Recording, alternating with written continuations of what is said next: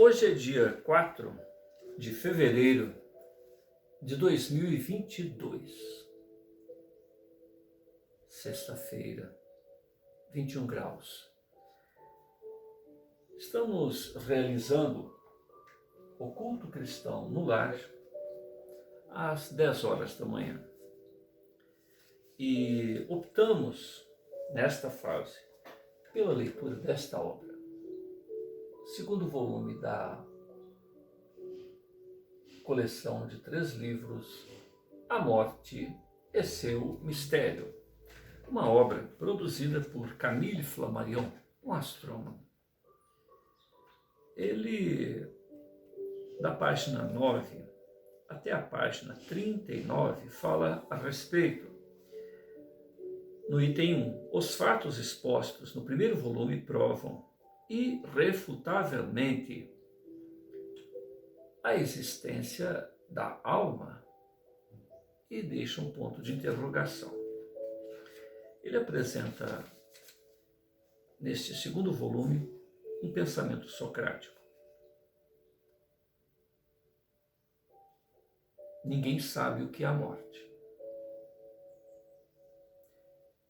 e nem se ela será o maior dos benefícios para o homem. Apesar disto, tememo-la como se fora o pior de todos os males. Atenienses, acabais de me condenar a este epílogo da vida material. A voz divina que nunca me deixou, nunca se ausentou de me fazer ouvir durante todo o curso da minha existência terrestre.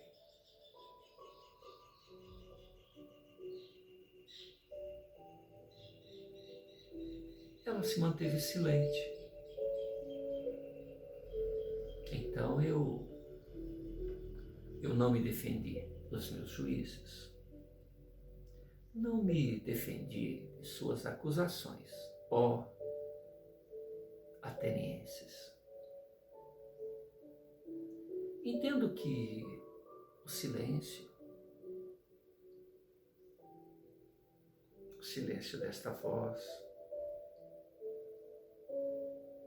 é porque o que se sucede é e será um bem. Então me coloco à disposição para sofrer a sorte que vós me condenastes. Mas a iniquidade, a infâmia, ficarão para sempre amarradas à memória de meus acusadores, de meus juízes. Submeto-me à condenação a que me imputaram os atenienses, os juízes atenienses. E eles certamente estarão jungidos à sua própria condenação. É deste modo que as coisas deveriam ser, devam se passar. No meu entender, então, tudo acontece para o melhor. Quando a morte se aproxima do homem e no epílogo,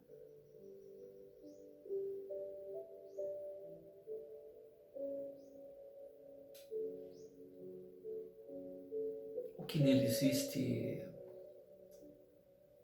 de mortal desagrega-se, desaparece.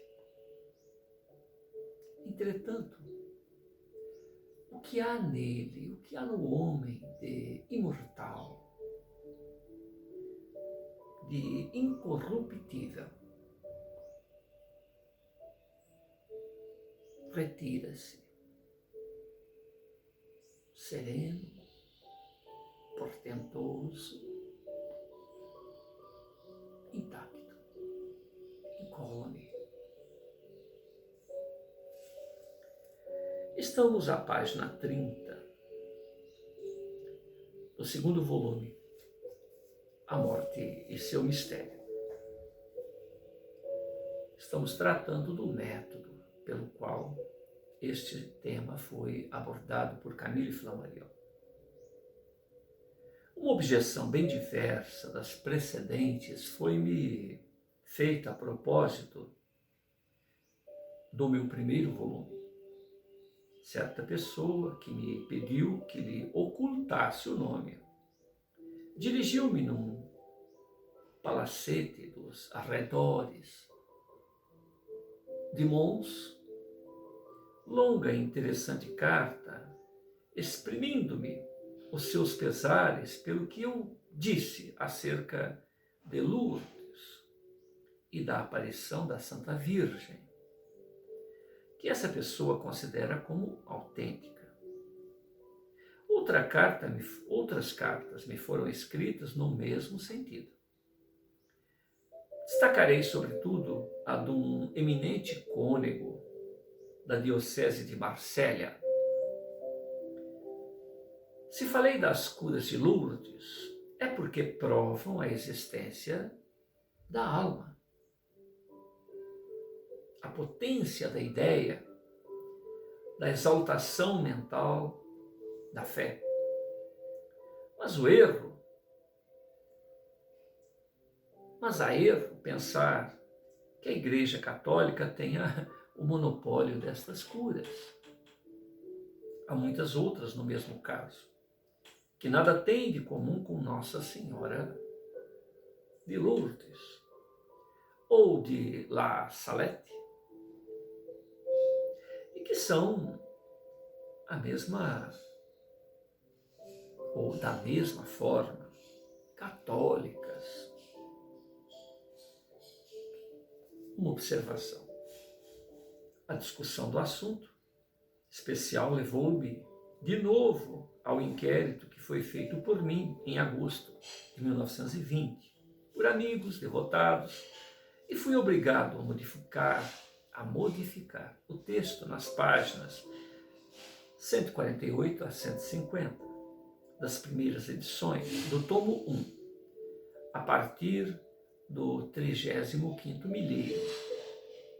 2 habitantes de Lourdes que possuem excelente memória, contemporâneos da aparição, um certo M.B., de 90 anos de idade atualmente, lembra-se muito bem, assim como a sua mulher, a senhora P., das suas aventuras amorosas, dos seus vestidos de seda e dos xistes lançados nessa época, a propósito das visões de Bernadette. Mas a lenda local não me parece tão solidamente fundada como se julga. Resulta deste inquérito que a senhora P. deu o ser a uma filha a 8 de fevereiro de 1858. Poderia ela fazer um passeio no dia 11. Nesse dia, o tempo era calmo, mas o céu estava coberto de nuvens. No domingo seguinte, data da segunda aparição, o sol era radiante, o tempo magnífico e fazia um dia primaveril. É, todavia, notável que no primeiro dia a aparição se conservasse muda e que no domingo seguinte falasse longamente, assim como na quinta-feira, dia 18. Parece que se perguntou a Bernadette se a Santa Virgem era mais linda do que a Senhora P. E ela respondeu ser a Virgem muito mais bela. Carta 4.256, de 30 de agosto de 1920. Relembro que as cartas de observações psíquicas que me dirigem, são escritas desde 1899, sob números sucessivos e que desta forma pode-se recorrer sempre às originais. Cassere alude a este assunto no seu trabalho sobre Lourdes, edição de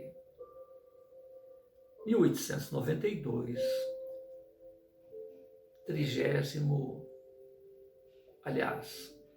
tricentésimo, nonagésimo milheiro, 19º milheiro, que tenho diante de mim a página 33.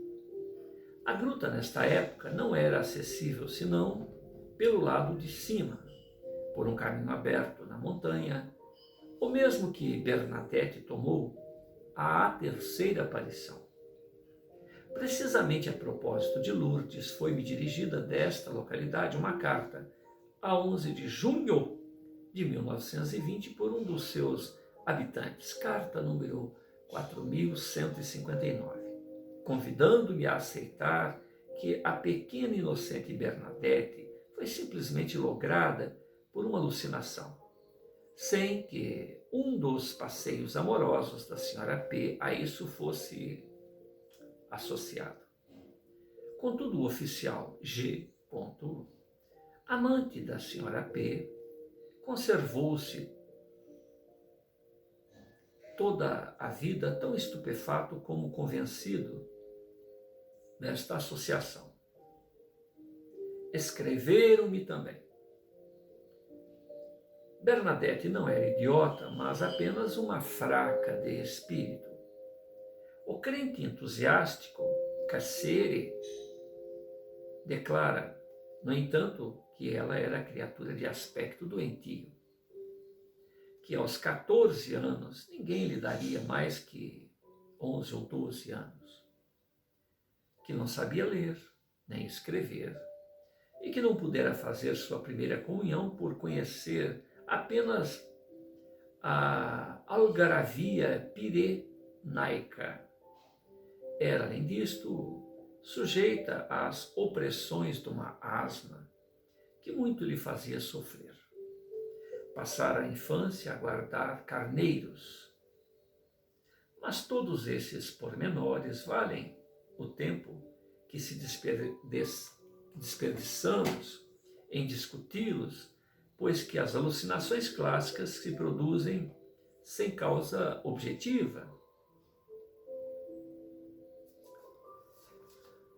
Continuando a página 31 do segundo tomo, A Morte e seu Mistério. Esta obra não é escrita para os casos religiosos, nem para fiéis convencidos e satisfeitos de uma religião qualquer, mas para homens que pensam livremente, querendo julgar as coisas em completa independência de espírito.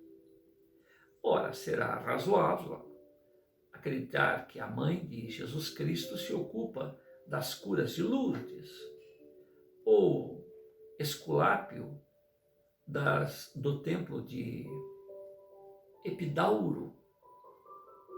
Pode-se recusar-se à associação da senhora P. à visão de Bernadette, apesar de anedota local que imediatamente se espalhou na região, e não admitir senão uma alucinação sem causa objetiva? Mas supor uma ação direta da Virgem Maria parece verdadeiramente extravagante. As religiões, entre parênteses, há umas 50 em nosso pequeno globo. Não parecem, na maior parte das vezes, paródias. Paródias da religião? Como não admitir a existência de um espírito universal regendo todas as coisas, tanto os átomos como os mundos, tanto a menor planta como o mais pequeno animal, tão magistralmente como os globos do sistema solar, as gênesis de nebulosas, ou milhões de sóis à Via Láctea. A religião, a crença em um Deus infinito, Deus desconhecido para nós, impõe-se a toda entidade, a todo ser pensante. Respondem-me que as religiões são formas diversas desta crença geral num ser supremo. Que estas formas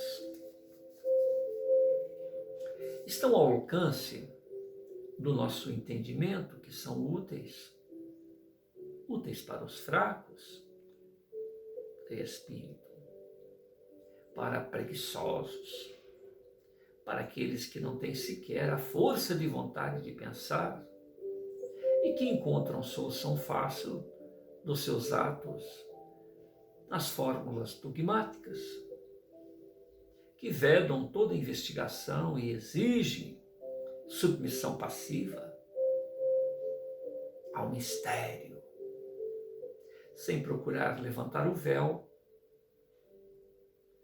ao que seria uma profanação. Levantar o véu, investigar.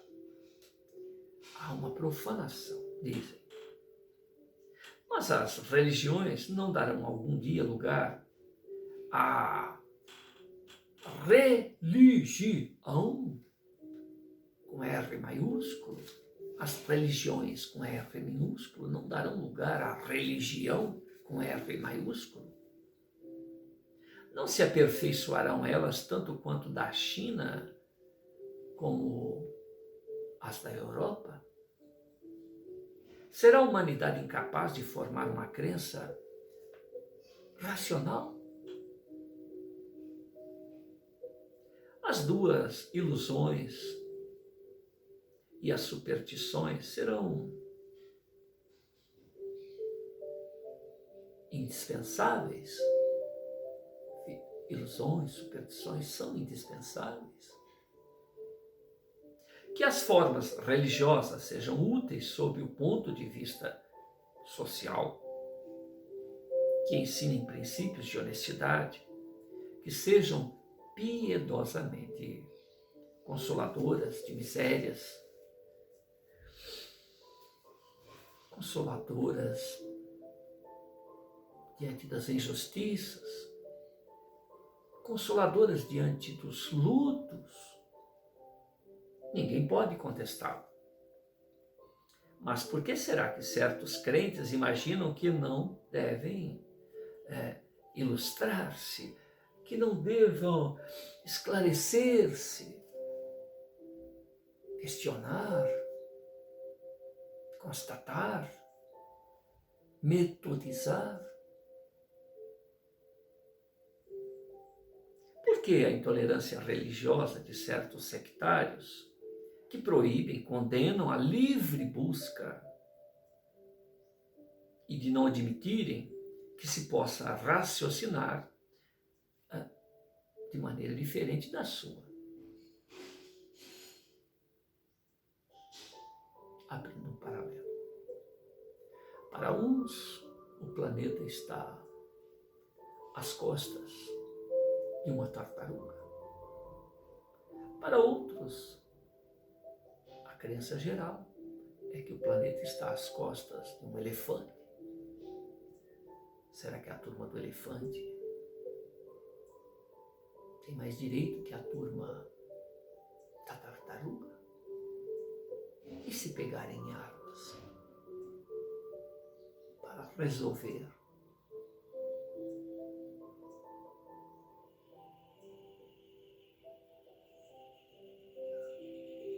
Quem ganhar nas armas certamente está no direito de dizer: está às costas dele. Por que a intolerância religiosa de certos sectários que proíbem, condenam livre busca e que não admitem que se possa raciocinar de maneira diferente da sua? Será justo pensar que no século XX, com a mentalidade do ano 1000, serão precisas duas religiões para que os seres instruídos, capazes de refletir, e outra para o populacho, para o vulgo? Até o presente, esta distinção pareceu necessária. Mas e agora? Não haverá utilidade em separar as escórias? O clero do tempo de Joana d'Arc não cometeu um erro em declará-la bruxa, herética, e de fazer morrer em suplício de infame braseiro esta virgem de 19 anos? Não foi Galileu condenado como herético? Por quê? Se não há de admitir um progresso nas ideias, manter tudo em um clima de mistério impenetrável, hereticamente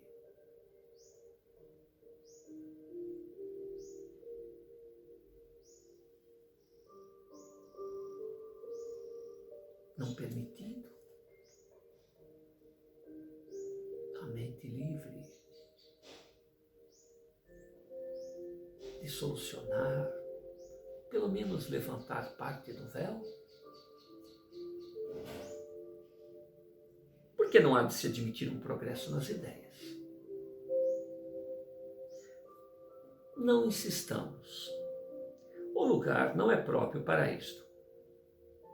Todos os homens que pensam atravessaram agonias da dúvida. Pensar é chegar, no mais das vezes, a novas questões, a novas dúvidas. Incertezas, sucedendo às serenidades da fé infantil. O fundador das investigações psíquicas experimentais na Inglaterra, Frederico Myers, fez chegar até nós o eco de uma crise analógica àquela de que falei em minhas memórias, a propósito da evolução do seu pensamento, a conta o seguinte, 2 pontos. Educado na igreja anglicana, fui um dos membros fiéis, mesmo intransigente.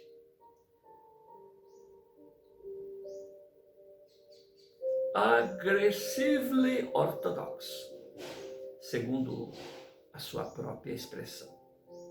Até a idade das crises inevitáveis em que, dilacerado entre uma necessidade absoluta de certeza quanto ao outro mundo, à devoção da fé no dogma tradicional. De outra parte, as especulações filosóficas, decidi confiar as minhas perplexidades ao professor Sidgwick, Sidgwick, Sidgwick, durante um passeio sob o céu estrelado, que jamais olvidarei. Perguntei-lhe, quase a tremer, se ele pensava que, em seguida, a falência da tradição, da intuição, da metafísica, para resolver o enigma do universo.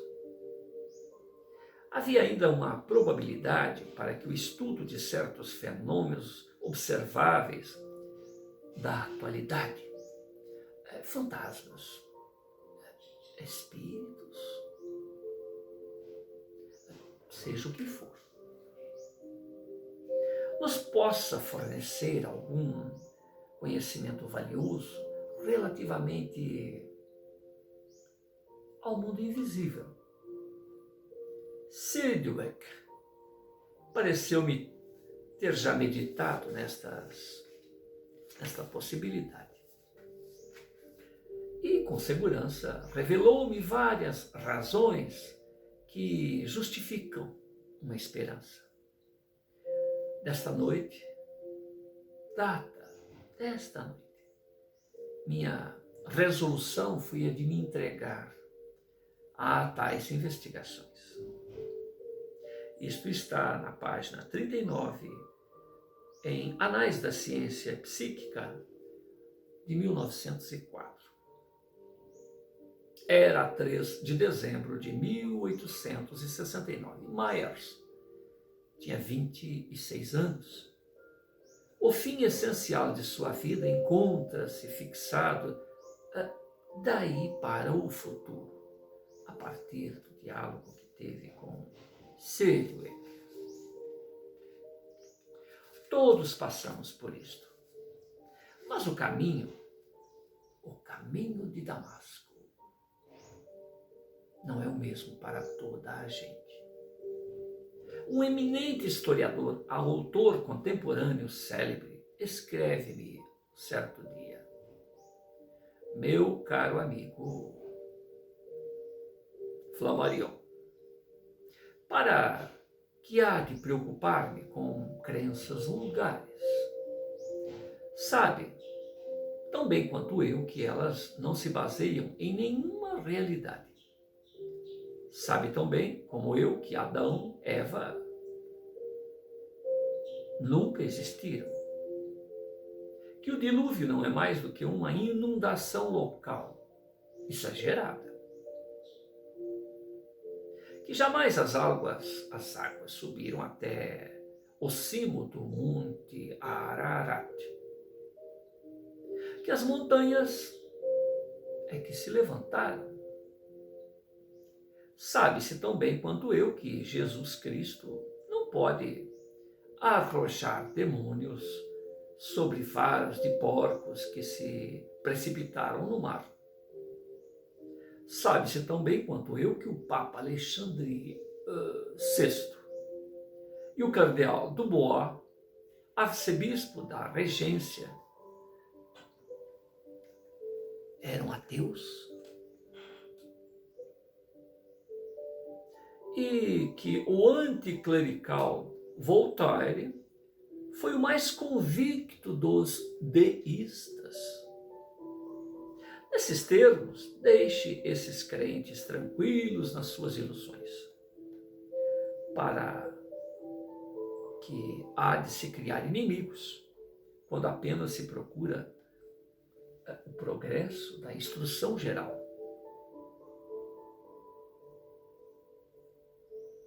E aqui Flammarion continua: sem dúvida, o conselho é ditado por sincera amizade.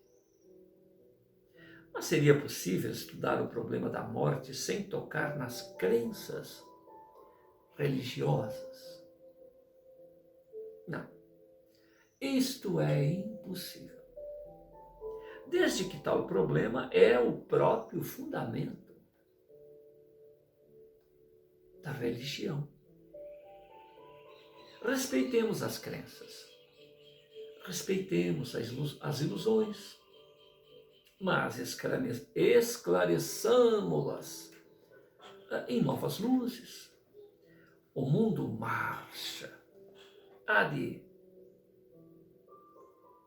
veritatem per scientiam, ad veritatem per scientiam.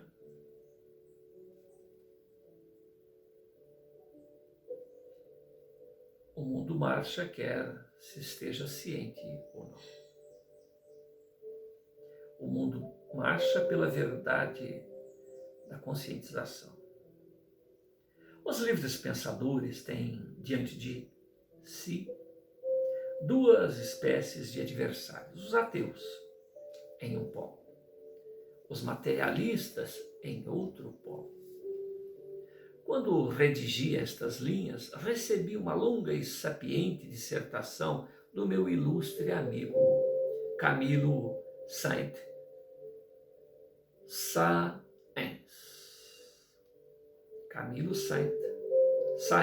discutindo os meus argumentos com a convicção de que todos os espiritualistas laboram em erro e nada encontrarão.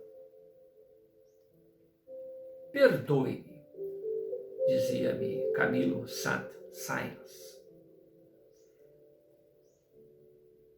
Mas, apesar de todos os teus raciocínios, apesar de tua grande autoridade, devido ao teu excepcional valor e à tua inteligência fora do comum, não creio na alma. Quanto a Deus, quando vemos o que se passa neste mundo, e meu Deus,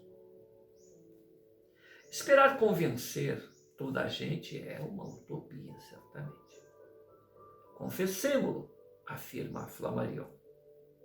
Camilo Saint-Saëns é seguramente um dos maiores espíritos de nosso século.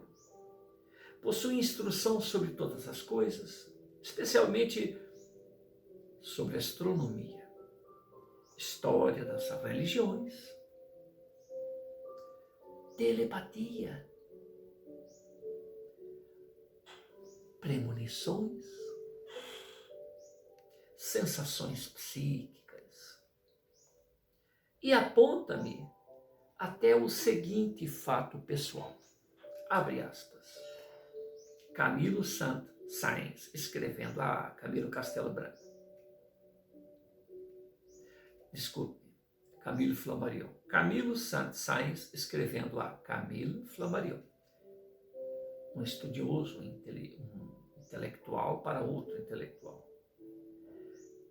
Quando eu apresentei a primeira vez a minha candidatura à Academia de Belas Artes, não fui nomeado.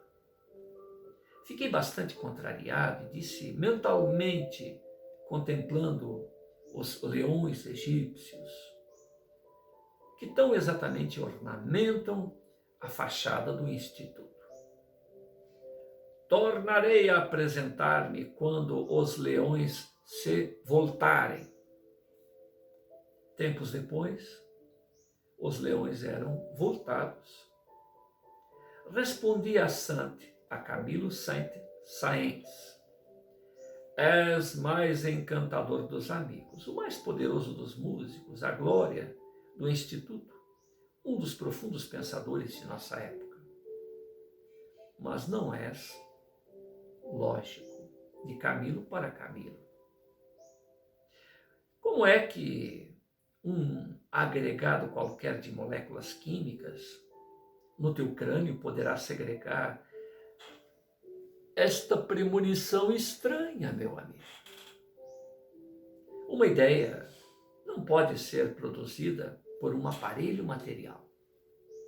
Teu espírito viu um aspecto do futuro, sem prever isto.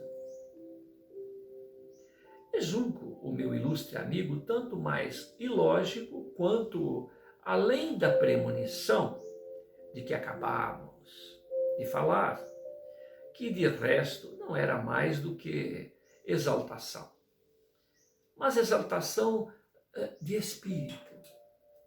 Foi objeto de outras manifestações de ordem essencialmente psíquica, porque ele também me escreveria da seguinte maneira: Camilo Sainz, escrevendo a Camilo Flammarion. Tive pessoalmente exemplos de telepatia, presciência do futuro. Apontar-te-ei alguns. Nos tempos já distantes em que eu habitava numa casa no alto de Saint-Honoré, trabalhava muito. Ora, eu estava completamente absorvido no meu trabalho. Acontecia-me bruscamente começar a pensar numa pessoa conhecida. Instantes depois, o tempo de atravessar o pátio, subir a escada, alguém tocava a campainha. Era a pessoa que eu pensava. A princípio acreditei no acaso, mas é a 20ª vez, meu amigo. Este fenômeno durou muitos anos. Na minha juventude, um pintor, meu amigo, mostrou-me um quadro que destinava a expor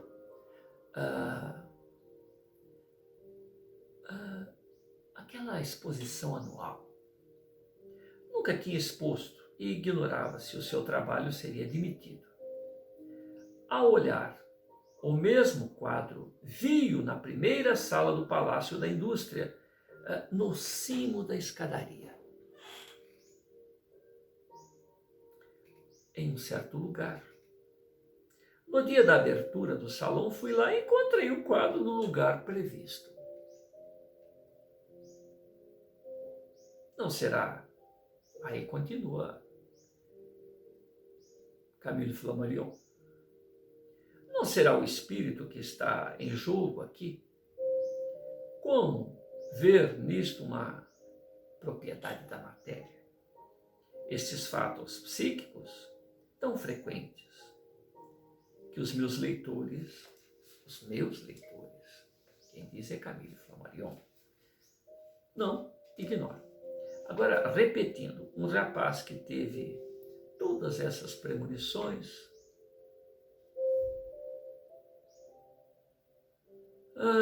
disse o seguinte: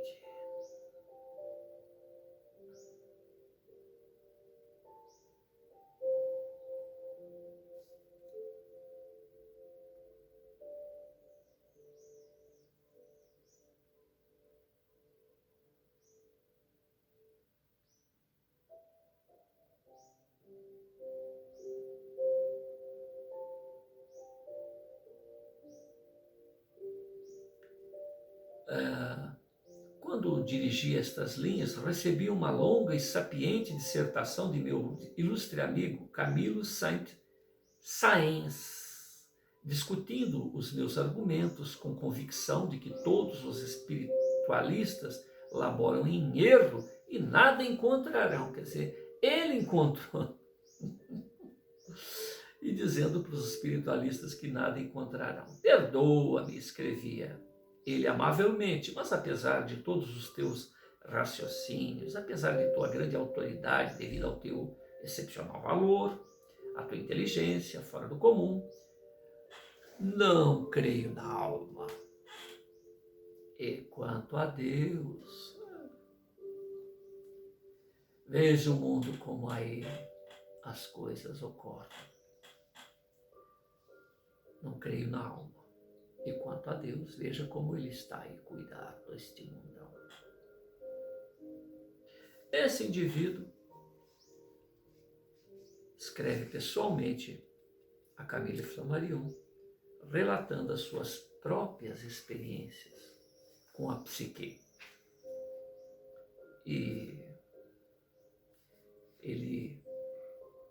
Camilo Flammarion diz: será o espírito que está em jogo aqui? Como pode ver, nisto uma propriedade da matéria, esses fatos psíquicos tão frequentes que os meus leitores estão tão acostumados, não ignoram. Agora, tratando deste índice, os fatos expostos no primeiro volume provam irrefutavelmente a existência da alma. A página 36, 37 e 38 ele conclui. Para resumir este capítulo, parece-me que, levando em consideração todas as objeções, todas as dificuldades aparentes, tomando a humanidade tal qual é,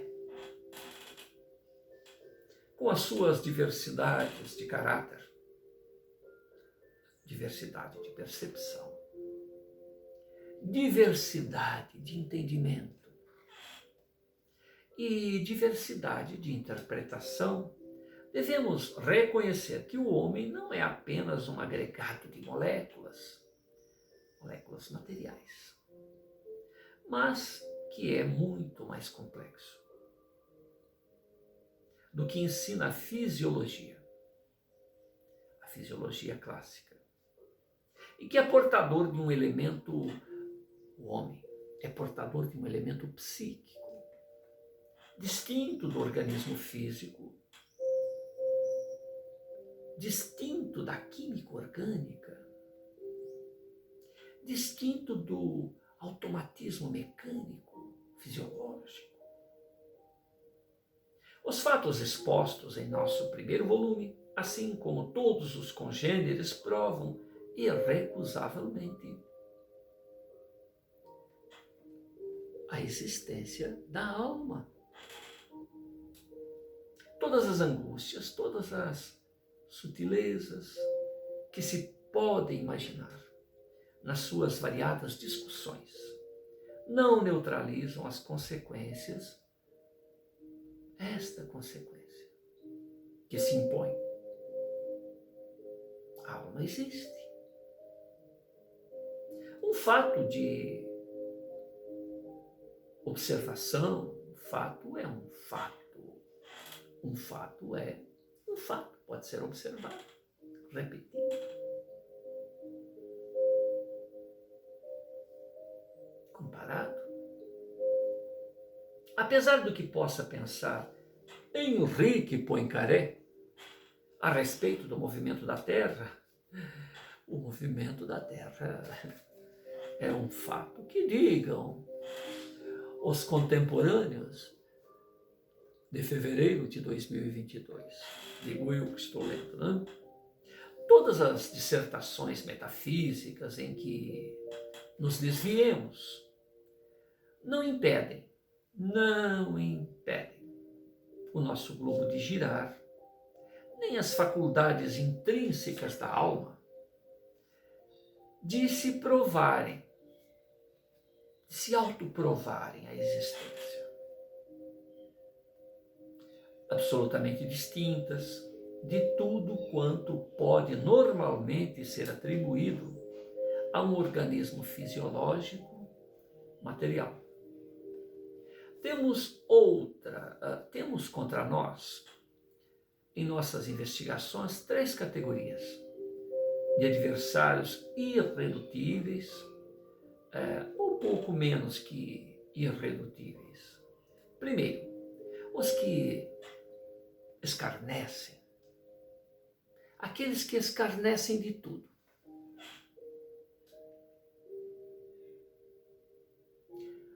Não se interessando por nada. Em segundo lugar, temos os materialistas, convencidos por princípio. É quase que irracional. Não importa aquilo que se diga, só há a matéria. Não se importa com o que se prove, só há a matéria. É a religião do materialismo. É o dogmatismo do materialismo. Os materialistas convencidos por princípio de que a matéria tudo produz. Tudo é consequência desta. Em terceiro lugar, há também as almas fechadas. Fechadas em um dogma estrito, tal qual os dogmatistas materialistas. Pertençam elas à religião que pertencerem, que estão seguras, que estão satisfeitas das suas crenças. tal qual os materialistas estão satisfeitos com a sua crença. Os adeptos da verdade, entretanto, formam uma minoria. Apesar dos mais perseverantes esforços dos investigadores independentes. Guardemos assim esta perseverança. O bom grão termina por germinar. Todavia, cada um de nós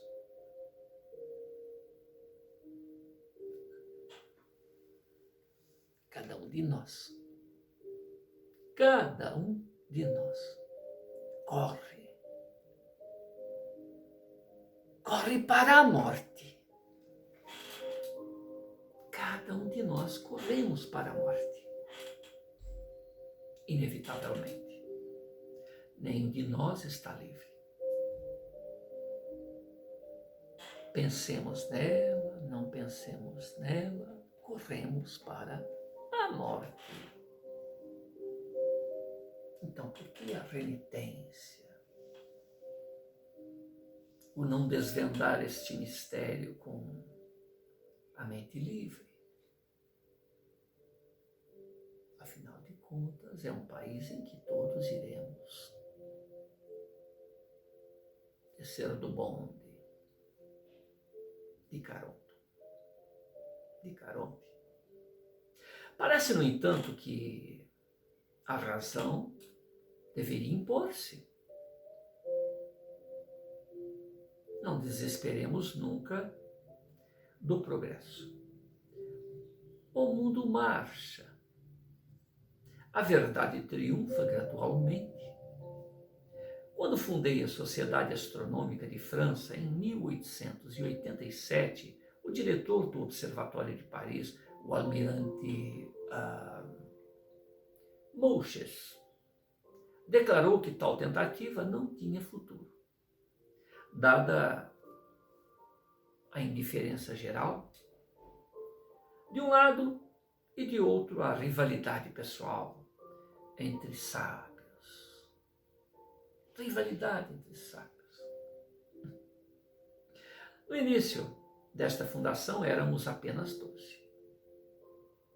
Por mim, não duvidava que os sócios se contariam um dia por milhares e de que os meus sucessores na presidência desta sociedade seriam as glórias do Instituto, os astrônomos oficiais das repartições das longitudes, os diretores dos observatórios, as mais elevadas autoridades da Universidade de França.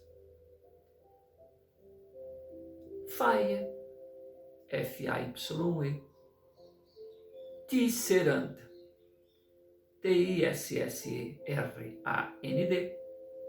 Janssen, J-A-N-S-S-E-N, Henrique Poincaré, Desandres, Puinseux, P-U-I-S-E-U-X,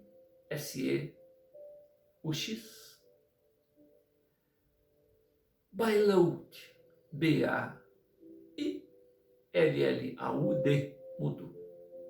O conde de la Baume-Pluvinel, Paul Appel e tantos outros. E que um orçamento anual desta fundação ultrapassaria mais tarde a soma de 100 mil francos. Não desesperemos jamais do progresso. E não nos surpreenda, nem nos aflijamos com a diversidade das opiniões, a diversidade. A diversidade é a lei da vida. Por que se afligir com ela? Somos diversos de nós mesmos a cada instante, fisicamente, interiormente, em qualquer nível. Hoje somos diferentes de agora a pouco. Então por que se ocupar em denegrir a diversidade fora de nós? A discussão livre, leal, leal é necessária para a conquista da verdade. Expor ideias, opiniões, descobertas. Penetremos agora um pouco mais para frente acerca do conhecimento do homem. A marcha lógica de nosso estudo vai conduzir-nos às manifestações, a aparições de moribundos, aparições de mortos. Mas há aparições de vivos, há aparições de indivíduos com saúde. O que importa verificar primeiro, como intermédios entre dois mundos. O ser humano compõe-se de dois elementos distintos: a alma, o corpo. O corpo é visível, ponderável, a alma. Ela manifesta-se fisicamente nas duplas de vivos. O que é a dupla? E com esta questão, na data de hoje, deixamos o assunto as duplas de vivos a páginas 39 para a próxima leitura.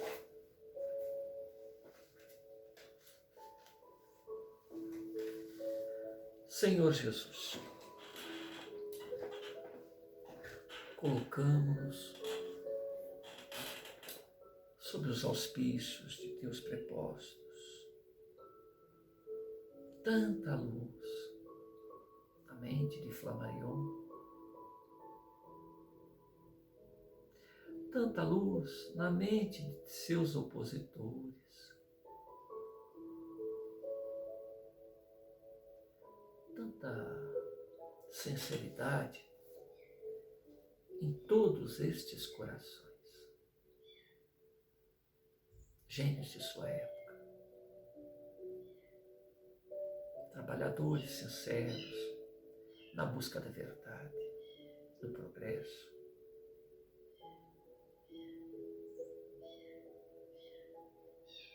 No desejo sincero de deixar reflexões para que alguém, em qualquer tempo,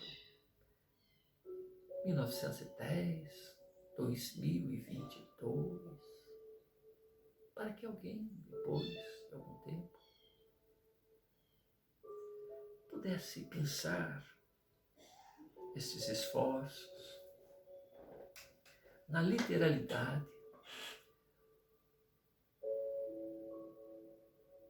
da época em que tais informações foram expostas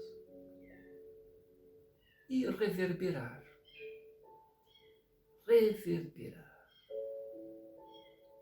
estes esforços, ficando a cargo do espírito imortal que todos somos portadores, compreender os limites de cada época,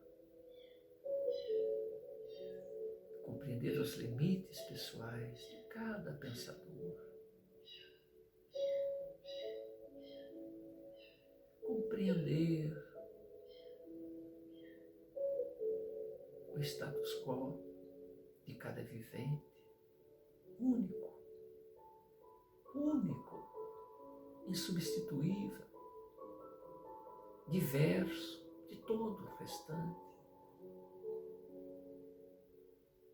e diverso de si próprio a cada instante, uma vez que em tudo o corpo se modifica, em tudo a mente se modifica, em tudo o ao redor se modifica.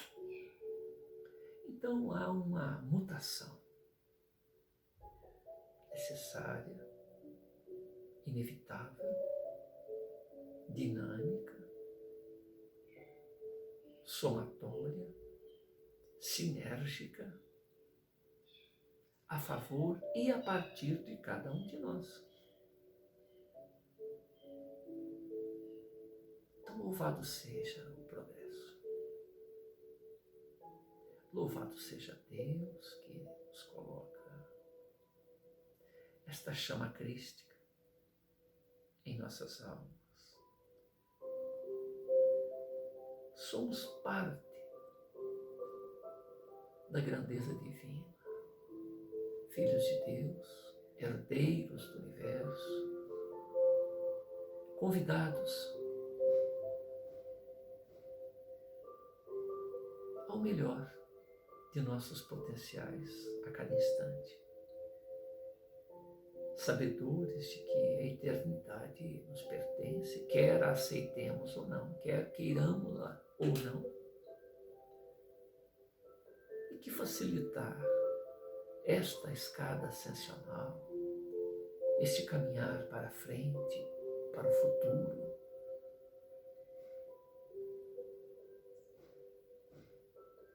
exige-nos a vivência do amor. O amor aprimora nossas almas. O amor facilita a vida em conjunto e facilita a própria existência. O amor é a divina mensagem, aliás, a única mensagem de toda a experiência do embaixador dos céus, o Emmanuel, o Deus conosco,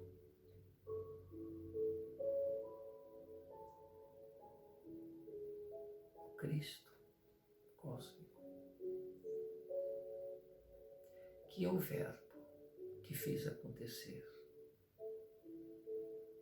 e que é responsável por todo esse processo ascensional ao qual estamos matriculados neste orbe terreno. Fevereiro de 2022. Temos informações de que o Cristo não é Cristo só da Terra, é Cristo de 5 orbes, 2 deles muito acima das nossas expectativas ascensionais para o momento,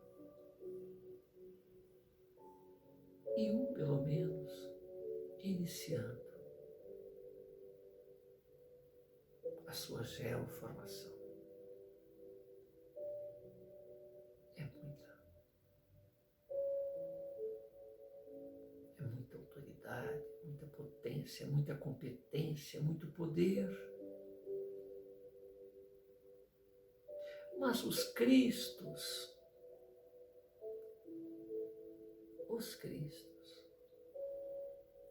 cuidam de um orbe, cuidam de um sistema planetário, cuidam de uma galáxia, cuidam de um universo diante dos multiversos. E aí a razão pela qual passamos a entender, a vislumbrar esse nosso convite. Podeis fazer o que eu faço, e mais ainda, se o quiserdes. Aquela época não o compreendemos. Ainda hoje não o compreendemos, e diante destas informações, como compreender a grandeza, a humildade, a paciência, a doação incondicional deste que disse: se tu te escandalizastes, ficastes admirado, pasmo, quando eu te disse que quando passaste por aquela pedra, por aquela figueira,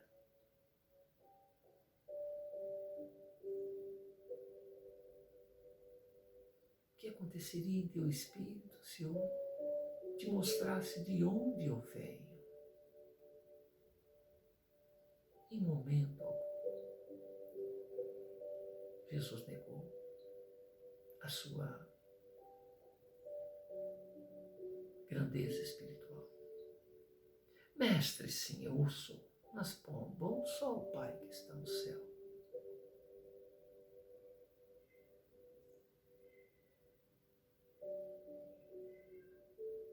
Não nasci e não vim a este mundo senão para dar o testemunho da verdade.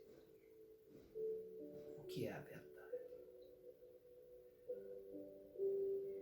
Eu e o Pai somos um.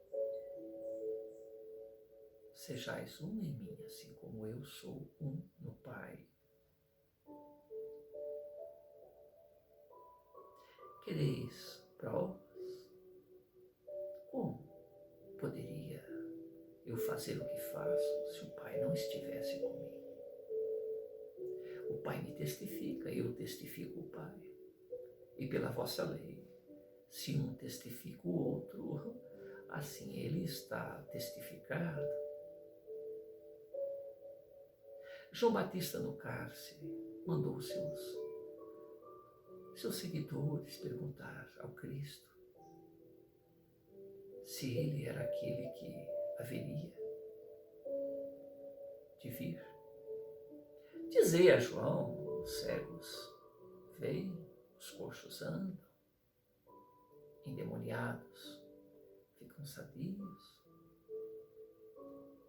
Vede as obras. Em outro momento,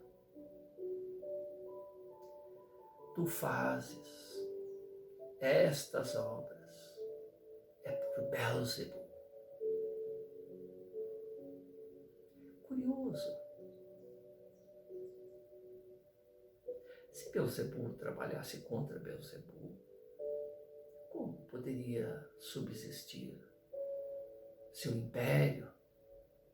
Uma casa não pode estar dividida contra si mesma, senão ela não subsiste. Os espíritos das trevas são estrategistas, são sábios, são inteligentes e egoístas. Um dia se renderão à luz crística.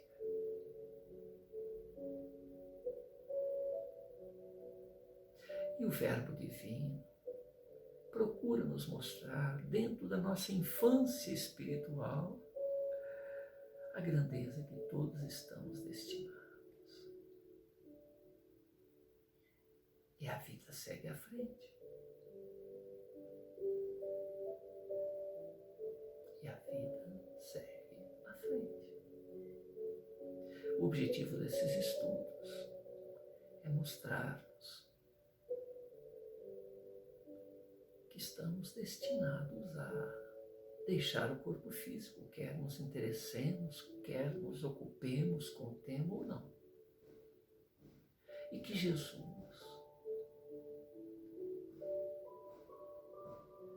informou antes de sua chegada à Terra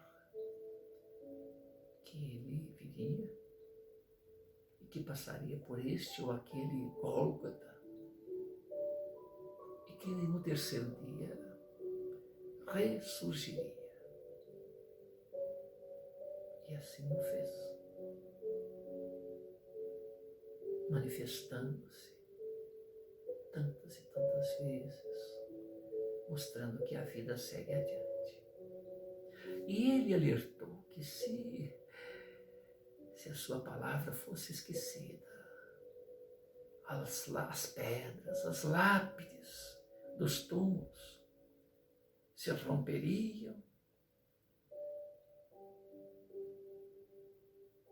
e os imortais falariam por ele.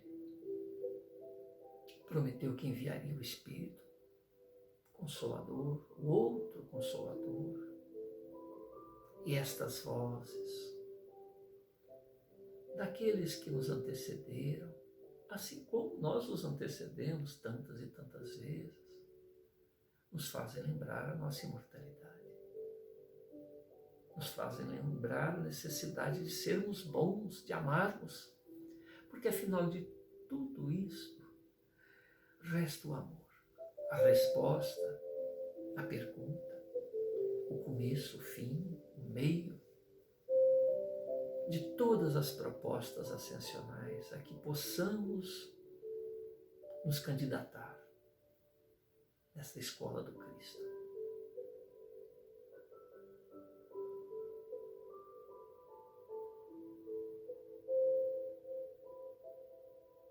Que este clima, Senhor, seja o clima de todos os instantes de nossa vida. Vivemos momentos de transição, de mudança vibratória em todo o sistema solar, não só na Terra. Ou nos rendemos ao amor do Cristo, ou certamente